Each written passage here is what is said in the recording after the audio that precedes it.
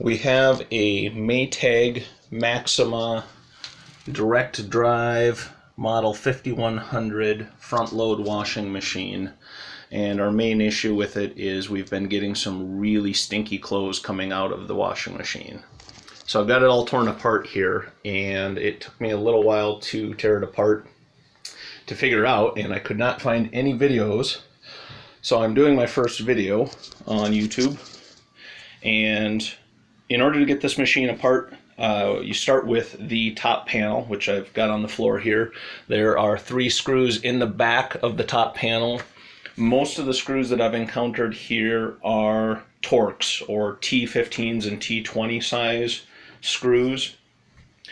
So you start by taking off that top panel, then you are able to get at the control panel and you can remove the bolts off of the top of the control panel.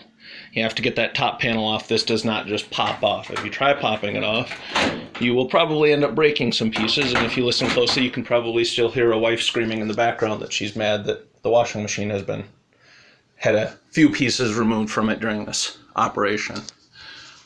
Once you get the top removed, get the control panel removed, then you are able to remove the front. The reason for doing this is we were not able to clean out the rubber gasketing just by opening the door and taking it off of where it connects to the front piece of the washer. So I wanted to get it totally removed to clean it out better, as well as getting in here, getting in that space in between the stainless steel drum and the white waterproof drum. So after the top and the control panel, the front removes, there's a couple of screws that connect down in the bottom here. Those are pretty easy to see once you stick your head down on the floor.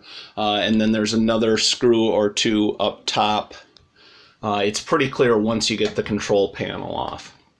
So I got all of that off, got the rubber gasketing removed, and then I used some toilet bowl cleaner, squirted it in here in between the spots, and then I used a large brush. This is a dryer vent brush. Picked it up at an appliance store for 10 bucks or so. It worked really well to stick in the crack here, and then I just spun the drum around. So I've got the toilet bowl cleaner in there and the brush, and it did a pretty darn good job of cleaning it out. Once I ran out of the toilet bowl cleaner, I ended up putting water in there to rinse it out. And then I ran several buckets of water through, just dumping it into the washing machine drum and draining it out down below. Down below, this is the coin trap that you often hear about. The easiest way, if you want to just clean out the coin trap, is to probably lay this machine on the side. The front and the back are not flat. I'd be scared if you laid it on the front without taking it apart that you would damage the front of it or the back of it. So easiest way would be lay it on the side. This panel comes off. Basically, you got a screw in the back corner and 1 screw in the front corner, and then you kind of rotate it and it twists out of the plastic screws on the opposite corners. Plastic screws here. So if you're going to just do the coin trap, that's where it is. Lay it on its side. And we're looking at it from the front. So if you wanted all the water to drain out, I'd say lay it on its left side as you're looking at it from the front.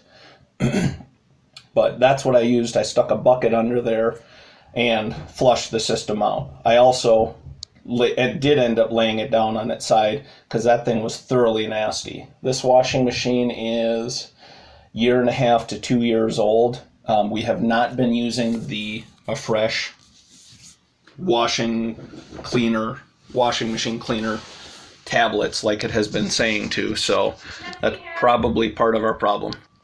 So my wife just corrected me. We have been using the Afresh, just not nearly as often as it is recommended. So I think it's recommended every month or so. We're going to have to take another look at that manual and verify.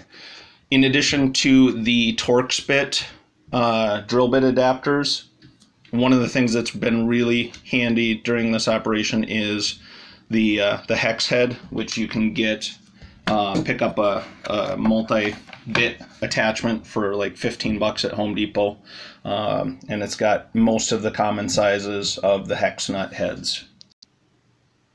And about the only other thing that I can think of is that I was not able to easily remove the wire from the back of the control panel. So I just left that attached. It wasn't a big deal. When I laid it on its side, I had my daughter help me with holding onto that control panel so it wouldn't snap the cabling, the wiring off. So that's my first video, and hope this helps somebody else so you don't have the trouble that I had of getting this thing cleaned out and working again. Thanks.